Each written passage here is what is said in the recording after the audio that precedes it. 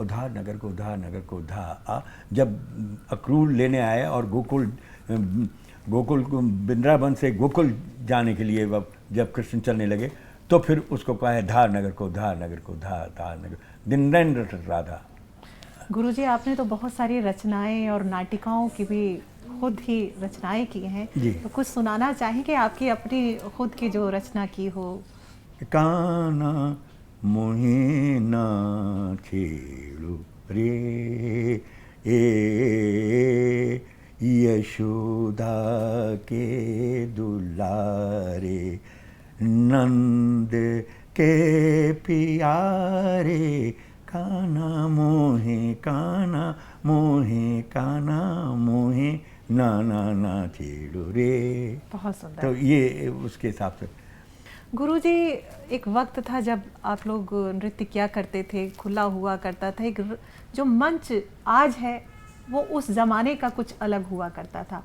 आजकल का तो आधुनिक मंच हो जाता है, लाइट्स हैं, सब कुछ है। क्या अंतर पाते हैं उसमें? कितनी मौलिकता है आपको दिखाई देती है? देखिए, रंगमंच तो देखा जाए कि बहुत बात की बात है, पहले महफिलें हुआ करती थी, तो महफिल में भी ये हुआ करता था कि कैसे कहें, तो फिर इससे संबोधित करते थे भाई आगरे वाले, अच्छा, जयपुर वाले, राजस्थान वाले वाले करके, घराना नहीं था, या बनारस वाले, तो इस तरीके से जो थी वो तो। अब फिर बाद में तो रंगमंच जब बन गए तो फिर तो आप देख ही रहे हैं कि बड़े बड़े हॉल्स बन गए, बड़े बड़े रविंद्रालय से लेकर और बड़े ऐसे कामानी ऑडिटोरियम जैसे, तो ये फिर उन्हीं की देन है, उसी की देन है। तो गुरुजी, कोई ऐसा यादगार लम्हा जो आपके ज़िंदगी में बड़ा मायने रखता हो, कोई शेयर कीजिए। स्पेन में हम लोग नृत्य कर रहे थे और नृत्य करने के बाद साहब नृत्य करके ख़त्म हुआ हमारा नृत्य, तो हमको बड़ा आश्चर्य हुआ सब लोगों को।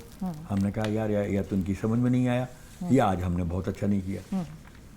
तो थोड़ी देर बाद क्या देखते हैं कि टेबल पर बुके रखे हुए थे, तो उन्होंने वो फूल निकाले और निकाल कर जो उन्होंने हमारे उसमें कहा फेंके, तो हमको ऐसा लगा कि आज हमारा जो है विदेशों में भी इतना सम्मान है भारतीय कला का, और फिर वो लम्हा में कभी भी नहीं भूलते किसी बात से। गुरुजी, नलिनी जी और कमलनी जी कथक नृत्य में आपकी शिष्याएं हैं और सागर सदृश गुरु के साथ रही हैं। जी। आपने बहुत कुछ दिया है और उन्होंने भी गुरु शिष्य की जो परंपरा है उसका निर्वहन किया है। उनके बारे में क्या कहना चाहेंगे आप? देखिए, एक बात तो ये है कि एक समय ऐसा आता है कि गुरु के प्रति इतना उनका भाव अच्छा है। मैं एक बात कहता हूँ कि जैसे राजा दशरथ ने अपने प्राण छोड़े राम के वनवास के प्रति, तो उनका आदर भाव था। तो ऐसे ही मैं कहता हूँ कि जो शिष्य है वो उसकी भावना ऐसी हो कि, क्योंकि कहते हैं ना कि गुरु वही है कि जिसकी शिष्य इतने अच्छे हों तभी उसको मोक्ष प्राप्त है, नहीं तो अन्यथा वो, क्योंकि हमारी गुरु परंपरा है, तो मोक्ष हमारी जब भी हो तब अब हमसे नाम कर जाएं ज़्यादा, और हमसे ज़्यादा उन्होंने नाम किया हुआ है, तो इसलिए मोक्ष की जो प्राप्ति है गुरु की वो जब ही है जब शिष्य इस योग हो जाए। क्यों कि उसके बाद पता नहीं क्या से क्या हो, तो सब धारणा ये बनाएंगे भाई ये उनकी नलिनी जी कमलनी जी शिष्य हैं और ऐसे गुरु से। और गुरु जी, आजकल देखा जा रहा है कि जब कला और संस्कृति की बात होती है जी, तो ये कलाएं हैं, शुद्ध कलाएं हैं, लेकिन आजकल मिक्स रूप देखने को मिल रहा है। क्या कहना चाहेंगे आप? देखिए, एक बात बताएं आपके लिए कि जो नृत्य है, क्योंकि अगर आप ये सोचें कि भाई उछलना कूदना या जो आजकल के नृत्य चल रहे हैं, अगर आप उसमें जिस प्रकार से आप किसी दूध के गिलास में पानी मिलाते जाएं तो दूध का अस्तित्व खत्म हो जाता है, खत्म हो जाएगा, पानी आ जाएगा पूरा। तो इसी प्रकार यदि आप इसमें मिलावट करेंगे तो लोग इसे कथक के नाम से नहीं जानेंगे, या ये कह के कि भारत की ये पहचान है, भारत की ये धरोहर है, बिल्कुल जैसे दूसरे नृत्य हैं उनमें भी, नहीं तो बदलाव लाने के लिए नहीं करना चाहिए, नहीं तो उसका स्वरूप बदल जाएगा। गुरुजी, आप इस परंपरा को आगे बढ़ा रहे हैं, अपनी विरासत को सहेज रहे हैं, बहुत बड़ा काम है। हाँ। तो आजकल के जो शिष्य हैं जी, जो मैं भी देख रही थी, सिखा रहे थे, जी, कितना आराधना और साधना का, जो अगर हम बात करें आराधना और साधना, जी जी, क्योंकि नृत्य में साधना है, जी जी, कितना कर पाते हैं बच्चे आजकल? देखिए एक बात बताएं, मेरे पास तो आपको आश्चर्य होगा कि 8 और 9 साल का भी मेरा शिष्य है। मैं बच्चों को सिखाना बड़ा पसंद करता हूँ। और सबसे बड़ी बात यह है कि आपने ये भी देखा होगा कि ये लोग इतने मन से, देखिए अगर आपके अंदर श्रद्धा नहीं है तो गुरु बताएगा ही नहीं, उसका मन ही नहीं भाव बदलेगा।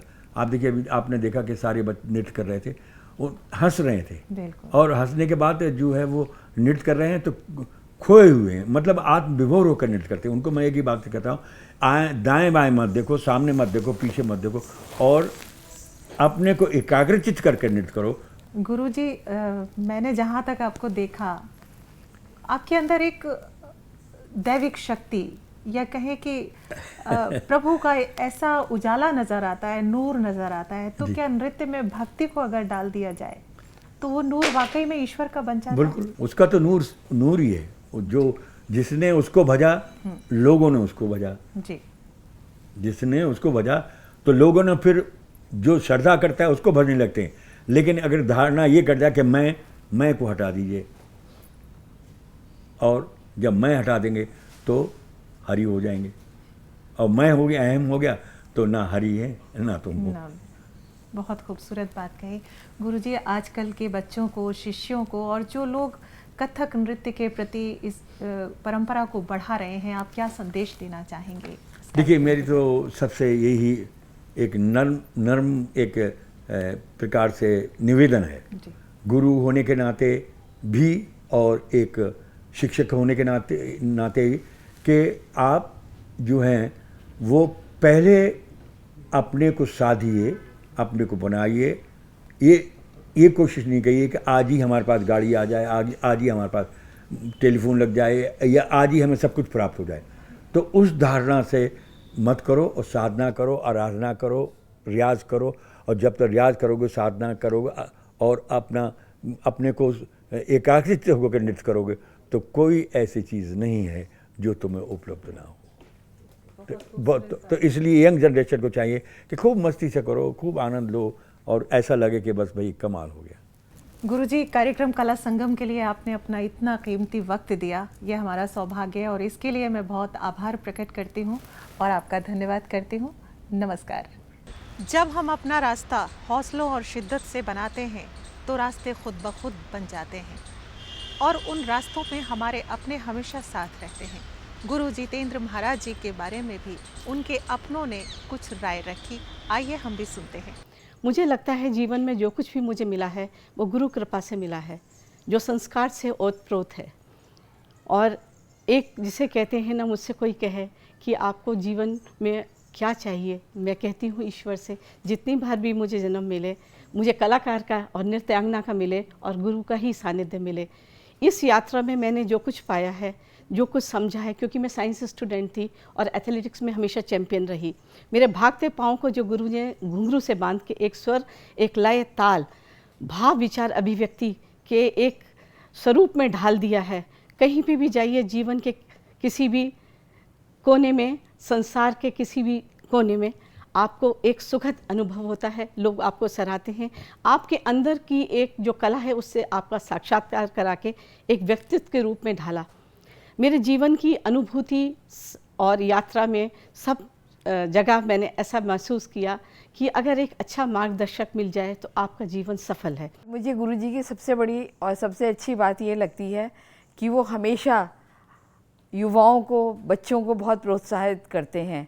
जब हम भी छोटे छोटे आए थे, कोई हमें जानता नहीं था, उन्होंने अपना मंच देके हम लोगों को आगे किया, और आज एक छोटे विद्यार्थी, लगभग 50 वर्ष हो गए हमें गुरुजी के साथ, और एक छोटे से बाल कलाकार के रूप से लेके आज हम नलनी कमलनी इस मुकाम तक आ पाए हैं।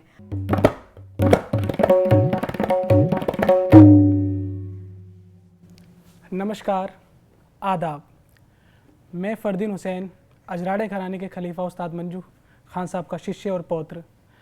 आज मुझे आप लोगों को ये बात बताते हुए बहुत खुशी हो रही है कि मैं किस प्रकार श्री गुरु जितेंद्र महाराज जी से मिला। मैं 12 वर्ष की आयु में कार्यक्रम में अपनी प्रस्तुति दे रहा था, तो जब मैंने तबला अपना सुनाया तभी श्री गुरु जितेंद्र महाराज जी ने मुझे अपने पास बुलाया। मैंने उनके चरण स्पर्श किए और उन्होंने मुझसे कहा कि बेटा, आपने बड़ा अच्छा बजाया, आपका हाथ अच्छा है और आप मेरे पास आइए। मैं आपको ये बताऊंगा कि किस प्रकार कथक नृत्य के साथ संगत की जाती है। और मैं उनके पास गया, उन्होंने मुझे बड़ा प्रेम करा, बहुत प्यार करा और मैं उनके साथ बैठता था और उनकी सेवा करता था, उनके पास रहता था और वो यही चाहते थे कि ज़्यादातर मैं उनके पास रहूं। इस प्रकार धीरे धीरे स्कूल में मैं उस वक्त करीब प्राइमरी स्कूल में ही था। तब स्कूल से मेरे फादर मुझे श्री गुरु जितेंद्र महाराज जी के पास ले जाते थे और मैं पूरा दिन उन्हीं के पास बिताता था और वो मुझे ये बताया करते थे कि प्रस्तुति किस प्रकार दी जाती है। और उन्होंने मुझे टाइम मैनेजमेंट सिखाया कि हमें समय का किस प्रकार इस्तेमाल करना चाहिए। हम लोग थक जाते थे पर श्री गुरु जितेंद्र महाराज जी कभी नहीं थकते। हम थक जाते हैं आज भी, वो नहीं थकते। फिर आज जो कुछ भी मैं कथक नृत्य के साथ संगत कर पाता हूँ उन्हीं की देन है। अद्भुत कलाओं का संगम होता रहेगा कार्यक्रम कला संगम में। कला संस्कृति से जुड़े हुए एक और नए सितारे से हम आपकी मुलाकात करवाएंगे कार्यक्रम के अगले अंक में। तब तक के लिए मुझे और कला संगम की पूरी टीम को दीजिए इजाज़त। नमस्कार।